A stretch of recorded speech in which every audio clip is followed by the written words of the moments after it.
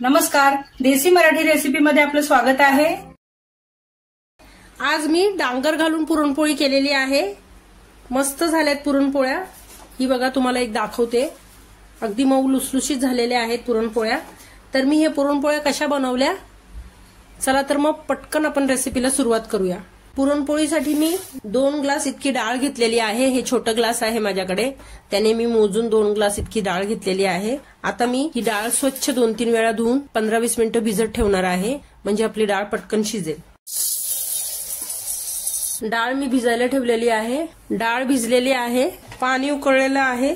आता ह्या पाण्यामध्ये मी थोडीशी हळद टाकते आणि हे तेल आहे, तेल घालते अर्धा पळी इतकं। आता ही डाळ घालते मी, चण्याची डाळ। आता ही डाळ मी शिजू देते।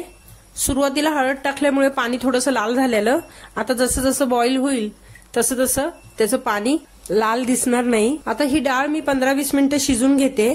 एकदा का पाण्याला पुन्हा एकदा उकळी आली डाळ टाकल्यानंतर की मी गॅसची फ्लेम मीडियम करणार आहे, स्लो टू मीडियम।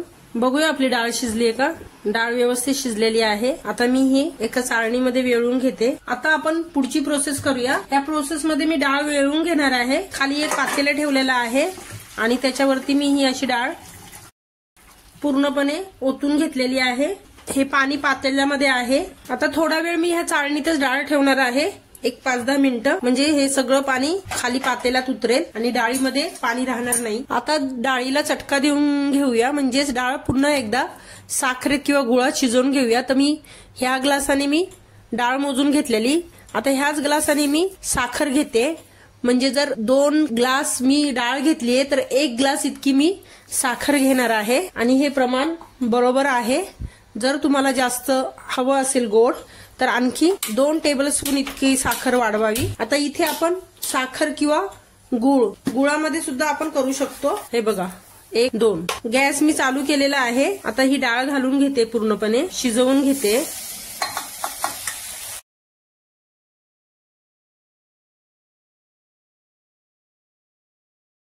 अगदी योग्य प्रमाणात गोड होणार पोळ्या आपल्या। साखर विरघळते आहे, स्लो फ्लेम वर मी ठेवलेला आहे। अजून एक 5-10 मिनिटं ठेवूया। आपली डाळ शिजते साखरेमध्ये, तोपर्यंत मी इथे वेलच्या घेतलेल्या आहेत 7-8, जायफळचा तुकडा घेतलेला आहे। अगदी थोडंसं जायफळ आपल्याला घालायचं आहे आणि ही सुंठ आहे, ही सुंठ मी आता ह्या खलबत्त्यामध्ये ठेचून घेणार आहे आणि त्यामध्येच वेलच्या सोलून मी यामध्ये त्याची पूड करून घेणार आहे। सुंठ घालते।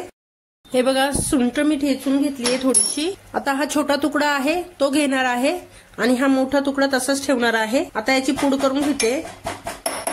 या 7 ते 8 वेलच्या घेतलेल्या आहेत, ह्या पण याच्यामध्ये सोलून घालते।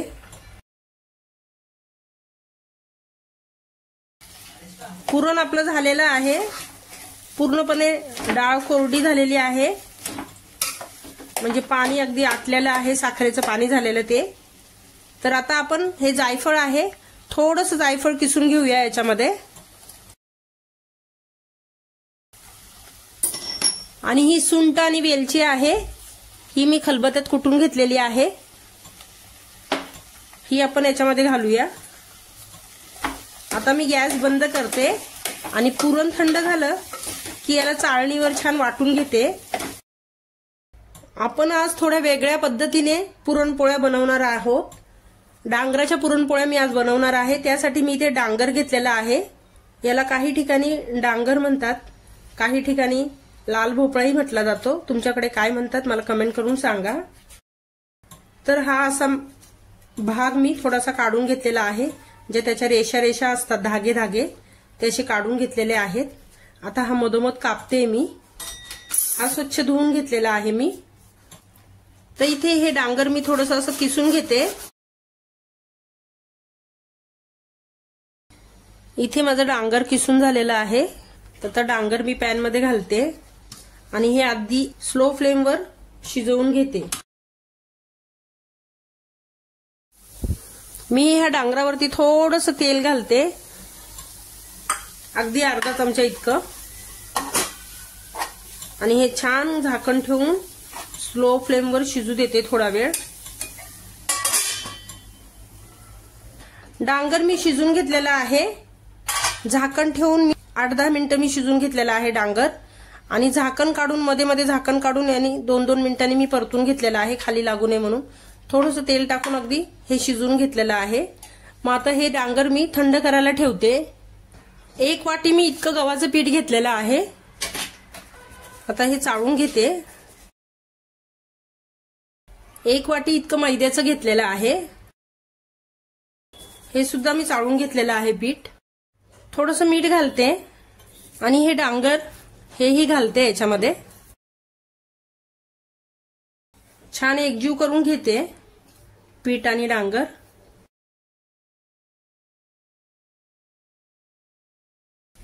हे 2 चमचे तूप मी गरम करून घेतलेलं आहे. आता हे घालते मी थोडंसं, 1 चमचा इतकंच घालते आणि छान असं हाताने पूर्ण पिठाला लावून घेते. आता थोडं थोडं पाणी घालून मी हे पीठ मळून घेते. इथे माझं पीठ मळून झालेलं आहे. 10 ते 15 मिनिटं मी याला रेस्ट करायला ठेवते झाकण ठेवून. असं 10-15 मिनिटं झालेली आहेत. पीठ भिजलेलं आहे. आता पुन्हा एकदा तेलाचा हात घेऊन मी हे पीठ मळून घेणार आहे व्यवस्थित. पुरणही झालेलं आहे. इथे मी मैद्याचं सुक्कं पीठ घेतलेलं आहे. आता एक गोळा घेते छोटासा, पिठाचा हात घेते थोडासा आणि हे अशा मी वाटी तयार करून घेते. तर ही अशी वाटी तयार झालेली आहे. असं एक खाली एक बोट लावून असं वरती.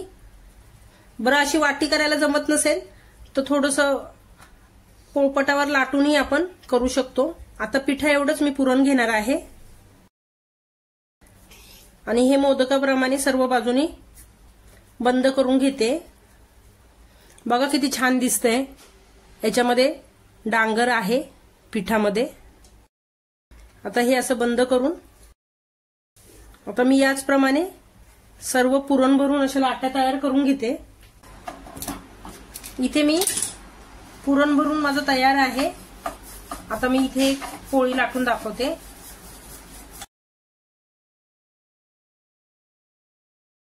मध्ये मध्ये डांगर घातलेले तेही व्यवस्थित दिसतंय मस्त. चला तर मग आता पटकन आपण पोळी भाजून घेऊया.